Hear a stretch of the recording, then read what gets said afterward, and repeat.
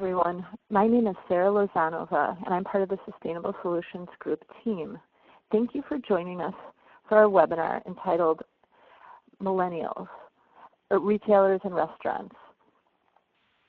Millennials expect sustainable sourcing. Before I introduce Janice Neitzel, I want to mention that we will have some time at the end of the presentation for asking questions. Please enter these questions in the Ask a Question area on your webinar screen. And now I would like to present you to Janice Neitzel, Principal and Founder of Sustainable Solutions Group. Welcome, Janice.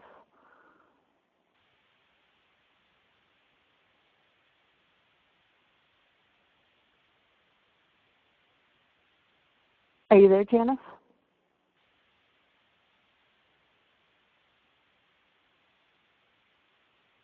Okay, it looks like we're having some technical difficulties. Just a moment.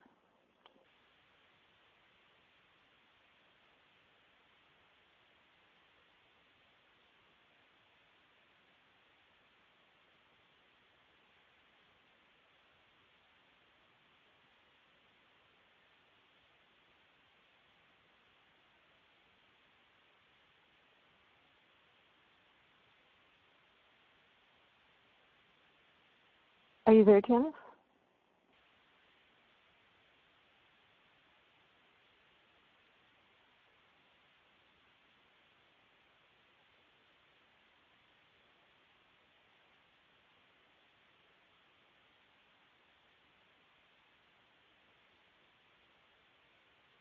Hi, this is Janice. Can you hear me? Yes, we can. Thank you, Janice. Excellent. So I was having a technical problem, but now we have that solved, so we'll go ahead and begin. Thank you, Sarah, for introducing me, and welcome everyone this morning. We're going to be talking about how millennials expect sustainable sourcing. So as we know, consumer awareness, demand for more information, and continued compression on margins are giving a platform for the food industry to look at value and innovation through a different lens. Sustainable sourcing can differentiate your brand and bring additional value to your customers. As far back as 1989, which is a while back, a UK-based publisher made the term famous ethical consumer. And to provide information to people that consider themselves ethical consumers, companies were given negative marks and were published in rating tables based on categories like inhumane treatment of animals, poor farming practices, over-packaging, lack of recycling, and etc. In more recent years, Bloomberg and Reuters provide environmental, social, and governance ratings directly to the financial screens of hundreds of thousands of stock market traders. Just last year, Consumer Reports did a study in 2015 of what is important to food shoppers, found to be very important or important to U.S. consumers for categories such as supporting local farmers, supporting companies with good working conditions, reducing exposure to pesticides, better living conditions for animals, and, as is the newest issue, reducing antibiotic use in food. So we all know that millennials are the newest majority demographic and soon to be the largest dollar. This segment is very aware and supportive of a sustainable lifestyle. In addition, they're not specifically loyal to brands like our parents and grandparents. They're fiercely loyal to brands that meet their value equation. Kenneth, can you advance the slides? Okay, there we go. Thank you. So today we're going to look at actionable ideas and tools that are going to allow you to include sustainable sourcing into your strategies. We're going to look at myths of sustainable sourcing, risks and responsibilities, challenges, most importantly, business opportunities, and then we're going to look at an approach to crawl, walk, and run. We'll look at messaging strategies to communicate your brand and successful outcomes. So we all know that within every long presentation, there's a short one dying to get out. So I'm going to give you some ideas, take your questions, and get you on your way.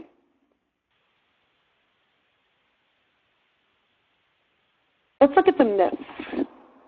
So there's a myth that you have to spend a lot of money for sustainable sourcing, that you need to have a complete sustainability team, and you need a comprehensive approach, or the fear is drawing ire of NGO activists. But the reality to be shown is this. Sustainable sourcing may not drive down costs, and you do need a team to have your same sustainable sourcing goals. But taking steps to sustainable sourcing is receiving praise from NGO activists, and it will strengthen your brand to build a sustainably savvy millennial customer base.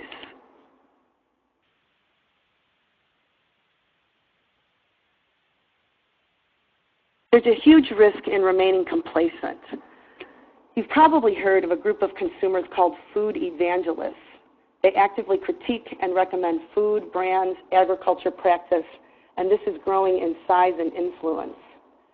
Food evangelists are typically young millennial females who are active online, financially secure, and have families.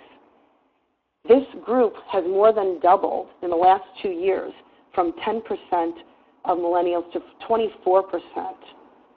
Food evangelists are not a fringe group. They're generating 1.7 billion conversations about food every week in the categories of food health, transparency, etc. Another risk in being complacent is that a year ago, big food investment fund managers met to discuss humane sourcing, such as cage-free eggs and pork crate bans. These were once niche issues, but now investment firms are weighing the risk of retailers and restaurant chains not getting on the humane sourcing bandwagon. Let's talk about the risks of being naive about sustainable sourcing. We all know about the overuse of the word natural on labeling. The USDA and FDA definitions are ambiguous at best, and every brand has a different definition for natural. Lawyers are having a heyday, and you're put in the position of having to stop selling the product, redesigning your menu, redesigning the packaging to remove the wording. So let's talk about this word natural. That Consumer Reports study I just mentioned asked some questions and found out that many consumers would buy natural if it met their expectations of the word natural, and many would pay more. So 40% of consumers currently do not buy food labeled natural, but among this group, 75% would buy food if the label met their expectations. Of the people that already seek out natural, 62% of that group would pay even more for natural if it met their expectations.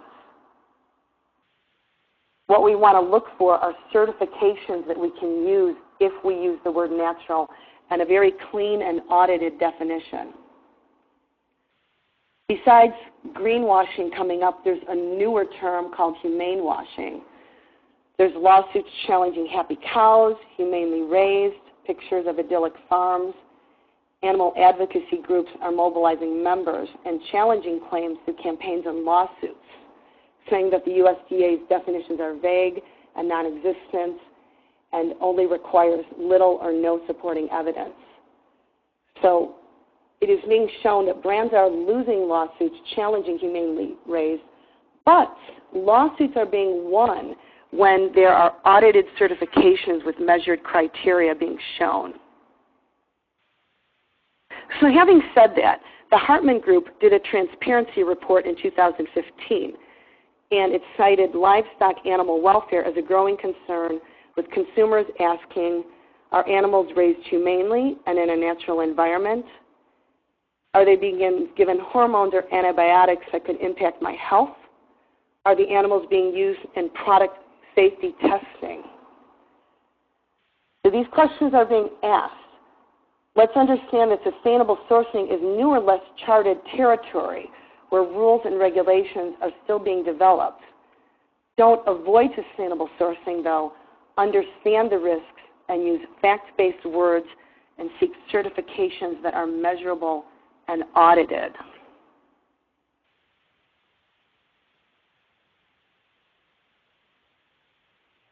So let's talk about challenges. I like to use this graphic as a stool because it represents the importance and interconnectivity of each component. The strategy won't work if each leg is not holding its own weight.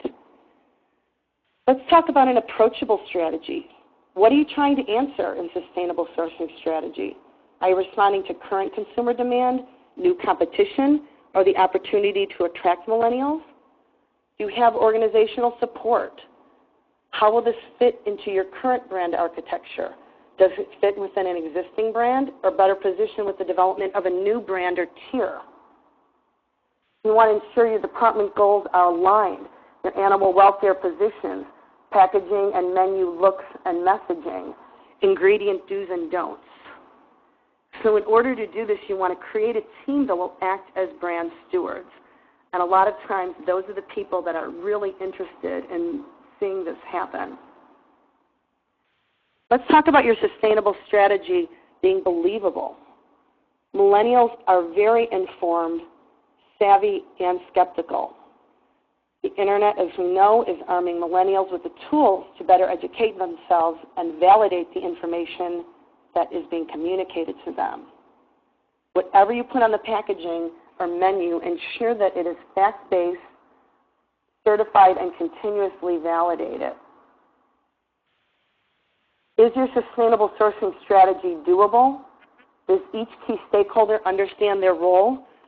You want to make sure that store associates and customer-facing staff are involved in this because they're the consumer's first and last experience in your store or venue.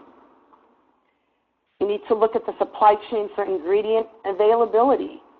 You need to look at regulatory and legislative requirements. Have you educated yourself on the best way to communicate the brand and the benefits?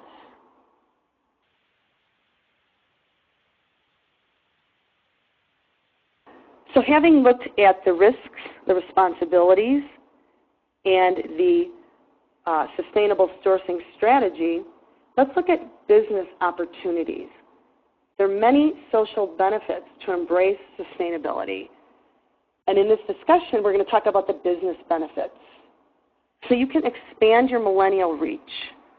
With more than $200 billion in annual buying power, millennials are the food industry's most sought-after audience. And as more millennials move from their parents' home, they are quickly becoming one of the most important food shopping and buying demographics today. In a study done earlier this year in May of 1,000 U.S. millennials, it found that 92% own a smartphone, which isn't a surprise, and 50+% use their mobile phone before or while grocery shopping or purchasing food at restaurants or other venues. So when choosing these places to get food, after the opportunity to cut cost, the next reasons most selected by the millennials are the availability of locally grown or organic products. And when asked to describe their grocery shopping style and their menu, what they look for on menus, after the word thrifty, most often chosen are local and foodie. So you can improve your supply chain by reducing the carbon footprint, by reducing packaging, by eliminating waste from the supply chain, and reducing corrugate. We've been hearing about a lot of these things, and now it's time to think about how to do these things. So now what? We have an approach we want to present to you that we call crawl, walk, and run. So in the crawl stage, you want quick wins. You want to utilize current resources, minimal investment, a single source focused on sustainability, and more involvement from outside experts and trading partners. So then in the walk, this is now where you are expanding your research a bit and trying to get consistency across what you're doing to get that believable piece down of your sustainable sourcing strategy. And then in the run, you have possibly a small team or well-versed category managers that look to run, and repeat. So the consumer is engaged, and you'll know that by the feedback. And there will be feedback. So you'll be addressing the more complex sustainable sourcing opportunities in the run stage.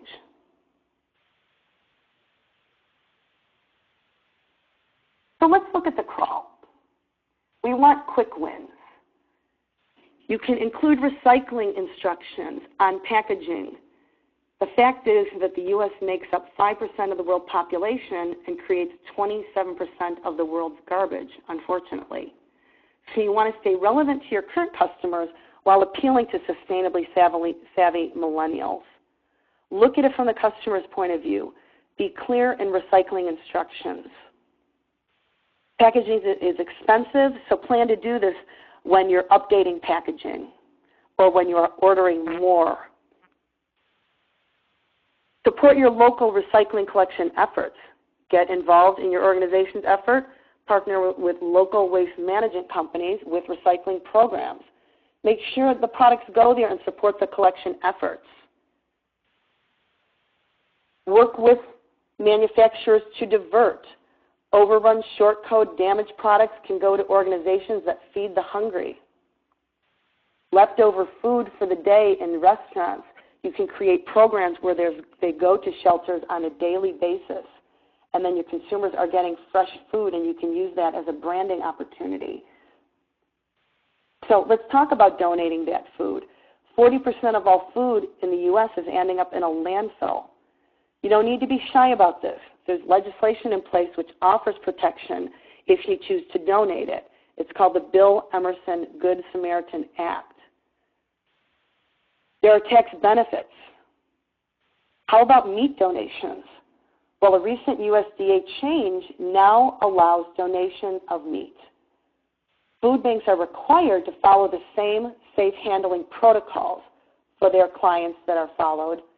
And food banks will take that, though, take your donations and relabel it. If you have unlabeled allergens or missing ingredients, they can easily take that and relabel it.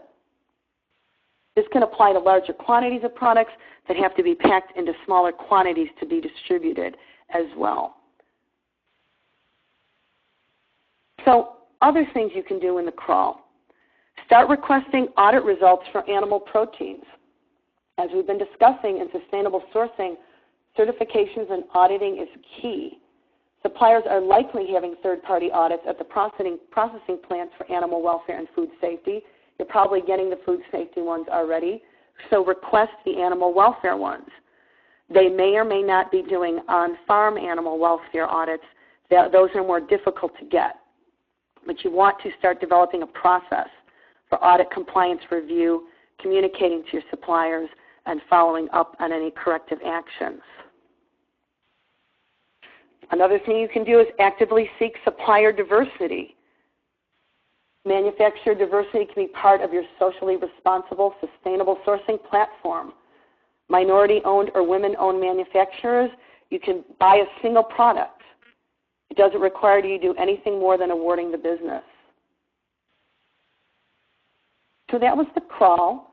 Let's talk about the walk. In the walk stage, who doesn't want to feel like they want to get more for their money? We're going to talk about the and factor, how you can have sustainable sourcing to create the and factor with your brand. Maybe you have omega-3 eggs and now make them cage-free. No antibiotics and now grass-fed.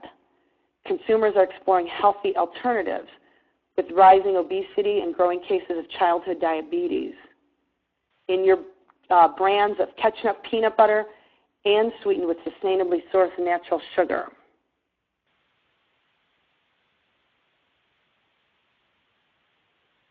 A real area of importance with millennials is transparency.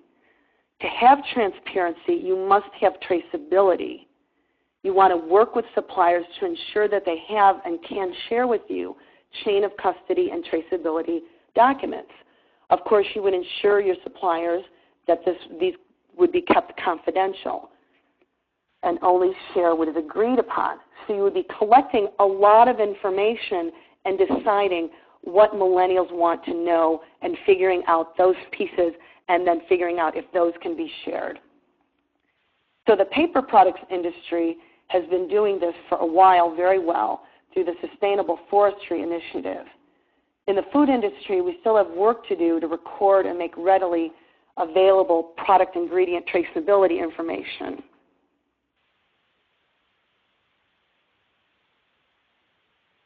So, you're bringing together your brand stewards on a regular basis during the walk phase to ensure that your brand strategy is being met and measured. You want to make sure that customers have the same experience in your store or in your venue and what they're looking at on your menus, and ensure they don't get confused. This is key. Sustainably savvy millennials finding criteria in one area of the store, in one part of your venue, or one part of your brand will be expecting similar or at least equivalent criteria to be met for across that brand. If you already have a natural organic brand, it's an easy way to test consumer acceptance of more sustainably sourced products. You can begin offering fair trade coffee, sustainably sourced paper products, cage-free eggs. You can replace palm oil in your recipes, use sustainable palm oil. You can source fair trade cocoa. You can reduce chemicals of concern, things that are being done already, BPA from cans and plastics. We're hearing now about removing artificial dyes, getting that cleaner label. If you're concerned about pricing of more expensive sustainable ingredients, Jason Lusk, who is a food and agriculture economist, has published research in the Journal of Environmental Economics and Management showing that across 3 U.S. locations, Chicago, Dallas, and Wilmington, North Carolina, people on average are willing to pay close to $1 more for a dozen eggs for hens that are raised in an aviary pasture system versus a cage system, and are willing to pay $2 more for pork chops raised in a pasture system as opposed to a crate system. Make sure your positions of your brand strategy are known to your suppliers and to the industry. Sometimes lack of supply chain ingredients does not allow you to put a policy in place for what you'd like to source. For example, you might want cage-free eggs and responsibly sourced palm oil as ingredients, but you can't get 100% of that right now. You want to make sure you have discussions with your suppliers that they understand your position and that will increase the availability of this sustainable supply over time. You want to tell your supplier you'll use the sustainably sourced ingredients whenever they have them available. Remember, your suppliers need committed demand. For example, to convert to cage-free eggs, a supplier needs to convert a whole barn from cages to cage-free, and the supplier needs to make sure they have committed demand. So from a marketing perspective, you may not be able to label it right away, but you will be along this path to be able to label it when you are ready to do that.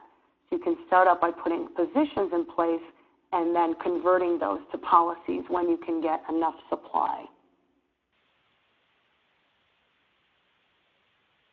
So we have our brand strategy in place.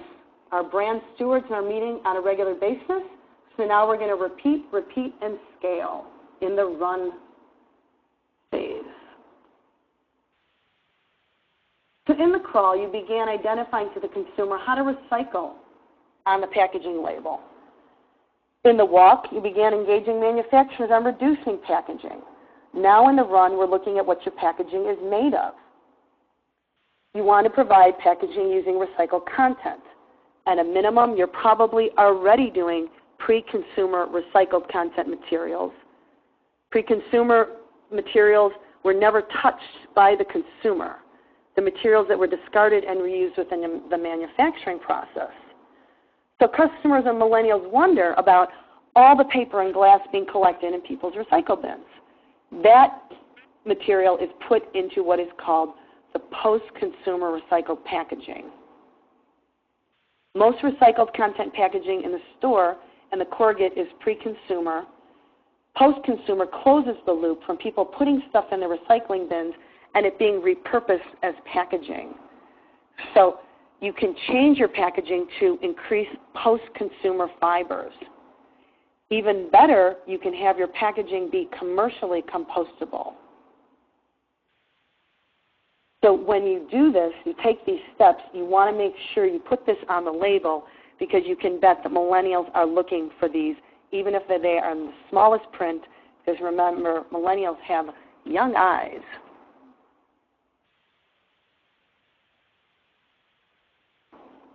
So now we've been collecting processing plant animal welfare audits and requiring corrective actions for any deficiencies in the crawl phase.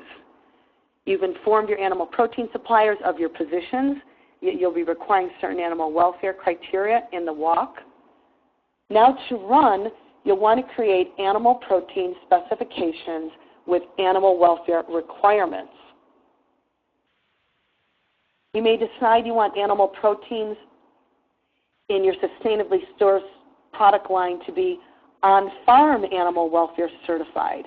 We talked earlier that the processing plants are likely doing third-party audited at slaughter, but on-farm conditions may not be audited. So you want to make sure you're getting animal proteins where there are on-farm audits being done that are traceable and auditable. Some of these, as we know, are certified organic. But for some animal proteins, millennials are looking for higher animal welfare than what is required in USDA organic. So there's additional certification programs available. There is American grass-fed certified beef. You may want your brand's eggs to be 100% certified humane, cage-free. You may want your brand's pork to be Global Animal Partnership step-rated to ensure crates are not being used, and to encourage producers to move through the steps to improve living conditions.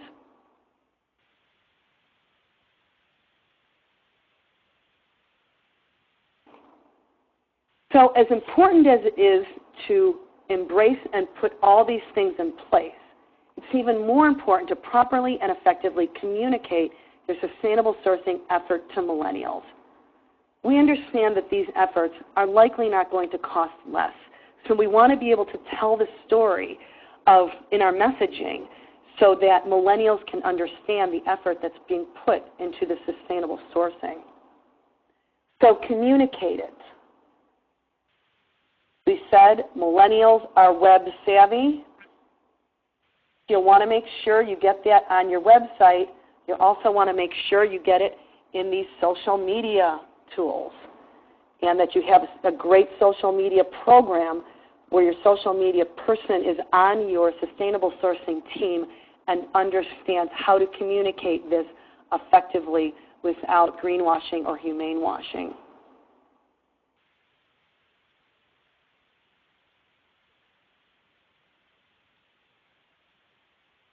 So let's look at a case study with a successful outcome. Unilever published their Sustainable Brands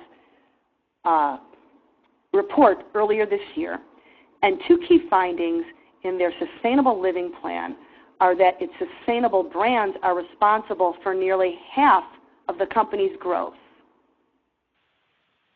And Unilever brands presenting sustainability objectives are growing 30% faster than others. These are really key findings that show us that sustainable sourcing is no longer a niche issue.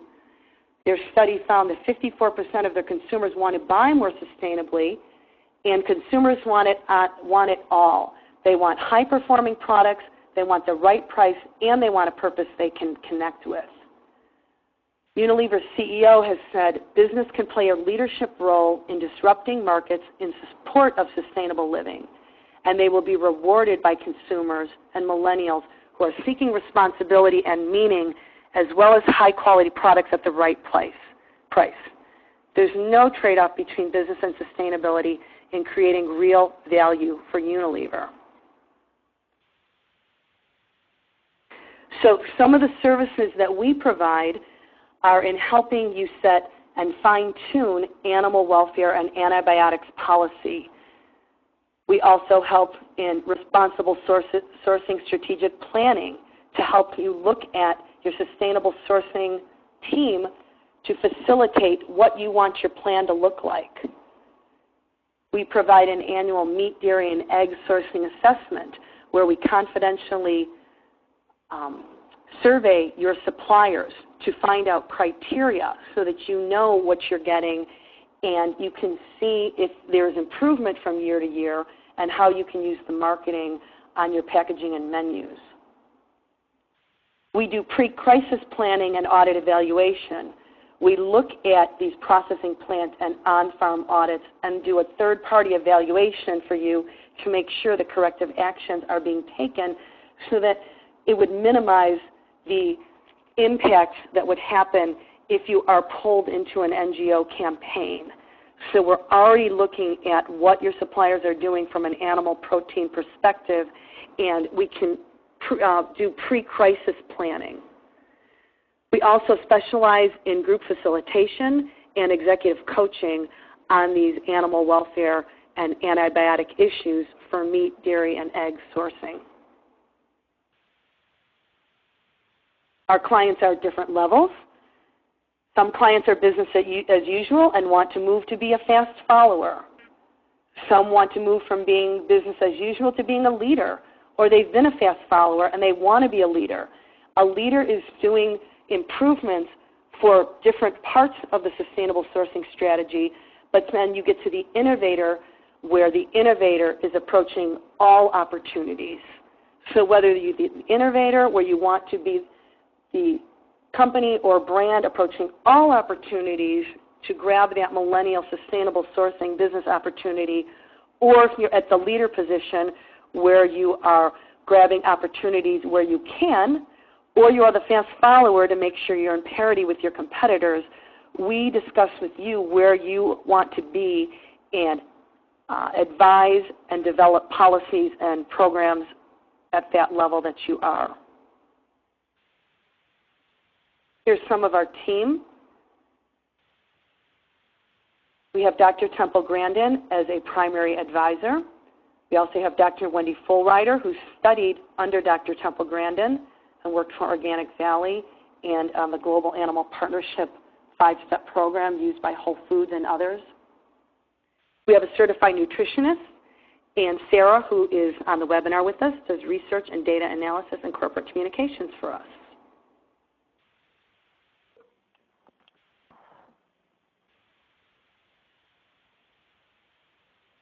Here are what some clients have had to say about our working with them.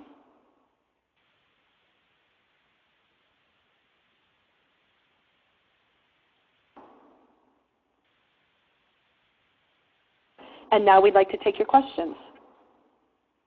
Janice, thanks for the great presentation. As Janice said, we're going to take questions now. So if you would like to ask a question, just enter it in the upper left-hand corner of your webinar screen. On the you just click the Ask a Question button. We have some. I'm going to start out with some questions that were emailed to me. The first question is regarding pain management. And it says pain treatment is a new issue for livestock. Is this something I should be concerned about? Yes. So in all farming today, there are procedures that are done that do cause pain, and the best producers will do them at a young age and very quickly to reduce pain. So they will make sure that the staff are trained, that the procedures are overseen by a veterinarian, and minimize the pain experienced. However, there are always videos that appear on social media where these things have not happened. So for instance, when piglets are born, larger producers will typically cut the teeth, cut the tail, and castrate the male piglets. And they do this so that to reduce the infighting of the piglets as they're growing. So you want to make sure your suppliers are using pain management and have a veterinarian overseeing it, as well as trained employees. And the veterinarian overseeing it can be done differently for smaller farms versus larger farms. The veterinarians can train the employees. So that is considered being overseen. But for instance, there is now a vaccine for piglet castration so that piglets do not have to be castrated. This vaccine can be used instead. And then that video would not appear on social media of the piglets being castrated, and then consumers and millennials don't know what is happening. They just see the little piglet squealing momentarily.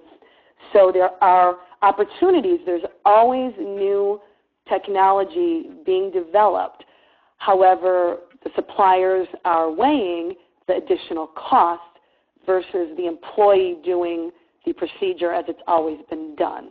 So those are things that retailers and restaurant and food service companies want to look at, are things like that. Are our suppliers using the newest technologies that are going to minimize my risk in buying the animal proteins from them? Thank you, Janice. The next question we have, it says, my organization doesn't know much about these issues. How do we shift the corporate culture to address sustainability? So one way to do it is to start out with the crawl, like we discussed, and whoever is the champion, and hopefully it's someone in a sustainability or an environmental department in your organization. If not, we want to start out by doing some RFIs of your suppliers, what they are offering to you, so that you can do a benchmark of where you are to understand where you want to get. So with that, the RFI is a good way to get a lot of information. You have the trust relationship with your suppliers, and we make sure the suppliers know that all this information is being kept confidential. And it can be done fairly easily, getting the department on board that is going to send out the RFI, where that relationship stands, is the most difficult thing to do. And we at Sustainable Solutions Group have information and webinars like this available to help educate. So this is a public webinar, but we can do webinars in your organization to help build the awareness of these issues. Okay, great.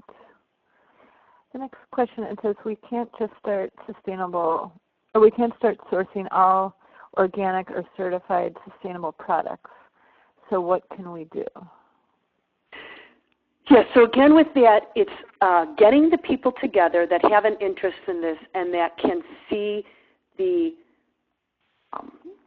cornucopia of business opportunities available in doing this. Newer work like this doesn't always start exactly where you think it's going to be. It can, here's a pun, start organically, start more organically. So the people that are champions, you can form a team to get together to brainstorm how to go about doing this. And that's why the crawl stage is so important, because you're not going to run right away. You want to do the crawl where you can find the low-hanging fruit and find the efforts that aren't going to cost that much money. That's why I brought up the RFI, because that's a fact-gathering stage. And then you can make decisions based on that with your team that you are growing by providing more information of how important these opportunities are if they're going to be missed. Okay, great. Then we have a question about slow growth chicken. I've heard recently of slow growth chicken. Can you tell me more about it? Yes.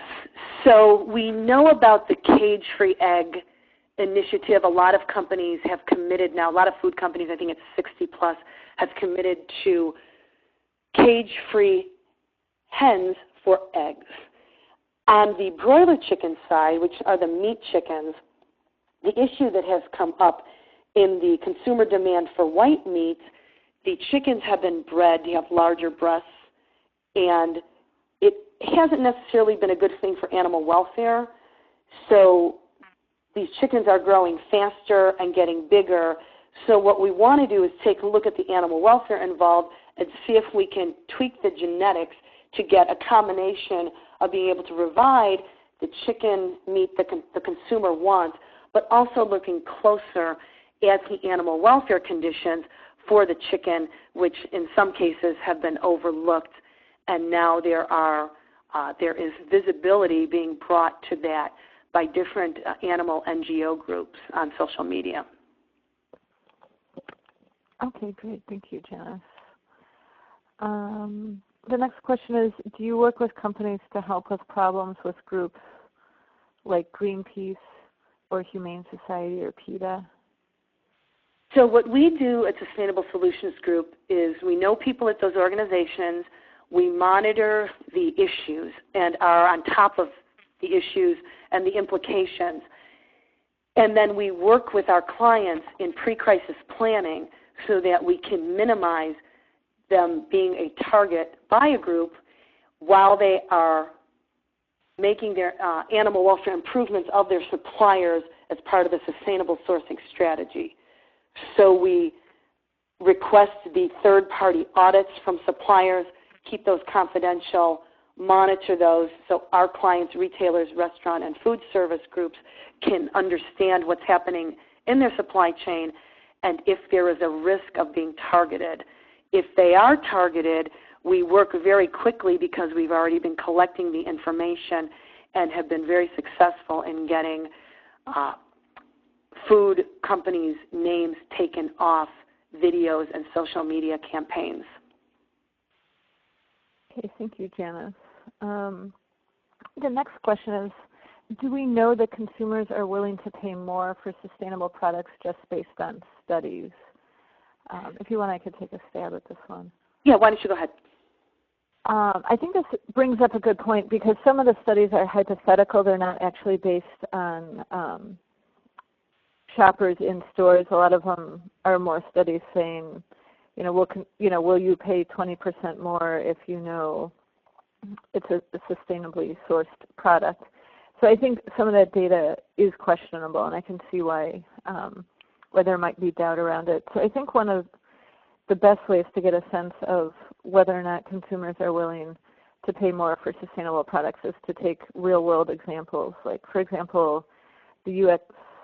Organic industry has grows every year. It reached a new level in 2015 at $43 billion, and it continued that growth through the economic downturn. But also one thing that the organic industry has going for it is a set of specific criteria, and it's trusted. So I think that gets back to some of the things, Janice, that you were talking about with,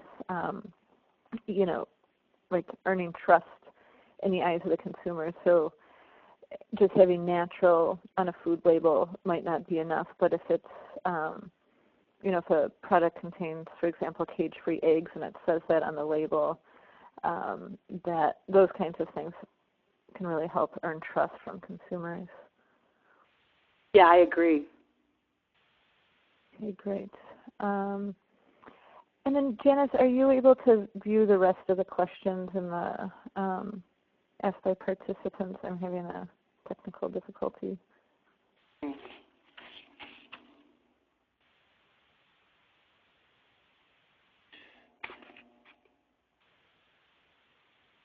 I am not seeing questions, any more questions, so I don't know. That might be all the questions, Sarah, do you think? Yeah, I believe that is all the questions. Well, thank you for everyone that has participated and for joining our webinar, and thank you for all the engaging questions. And if you would like to get in touch, Janice has her contact information on the slide.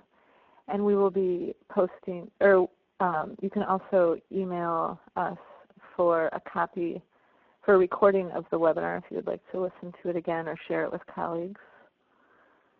And we plan to be offering some more webinars in a couple of months, so stay tuned for those. Thank you, everyone. We appreciate your time.